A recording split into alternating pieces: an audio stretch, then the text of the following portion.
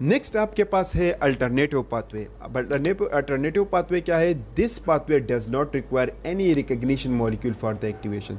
दोनों में हमने ये पढ़ा, क्लासिकल और एमबीएल पाथवे में हमने ये पढ़ा कि क्लासिकल पाथवे में हमने पढ़ा कि हमारे पास एंटीबॉडी का होना ज़रूरी है, तो तब क्लासिकल पाथवे एक्टिवेट होगा।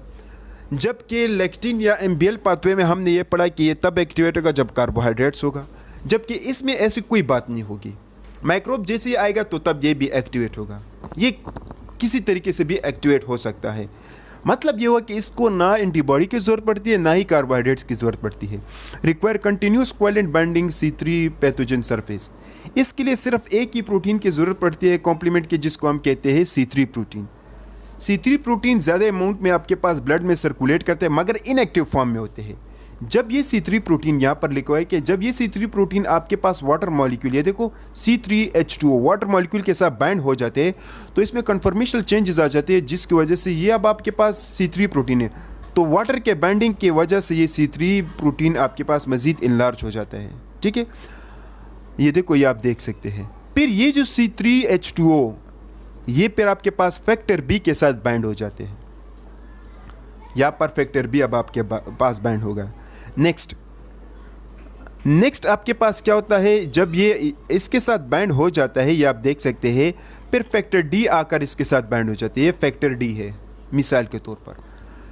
फिर क्या होता है? फैक्टर डी जो है वो फैक्टर बी को दो में डिवाइड करते हैं। ये जो फैक्टर बी है इसके दो पार्ट्स हो जाते हैं, एक को हम बी ए और दूसरे को हम बी बी कहते हैं। ठीक है, बी ए फ्रेगमेंट जो है वो released where as B B remains attach.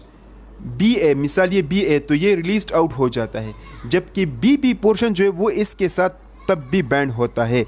तो कुछ हम ये वाला हासिल कर लेते हैं, ये देख सकते हैं। अब ये जो C3H2O BB, ये जो 3 कंपोनेंट है या 3 पार्ट से जो भी आप इसको कहते हैं, ये फिर आपके पास C3 कन्वर्टेज के तौर पर काम करते हैं। मतलब ये हुआ कि C3 प्रोटीन आएगा, वो इसके साथ जैसे आएगा उसकी वजह से C3 के 2 हिस्से होंगे, C3A, C3B। C3A released out होगा, बिल्कुल क्लासिकल पाथवे और अल्टरनेटिव ये जो लेक्टिन पाथवे में हमने पढ़ा, बिल्कुल इसी तरह अमल होगा फिर यहाँ पर भी। तो C3B जो है वो आपके पास बैक्टीरियल सेल पर बाइंड होगा, C3A यहाँ से चले जाएंगे और इसी तरह ज़्यादा अमाउंट में C3B बाइंड हो जाएंगे और ये फिर फेगोसाइटिक सेल को अट्रैक्ट कर लेंगे C3A कि आपका बैक्टीरियल सेल तैयार है इनगल्फशन के लिए।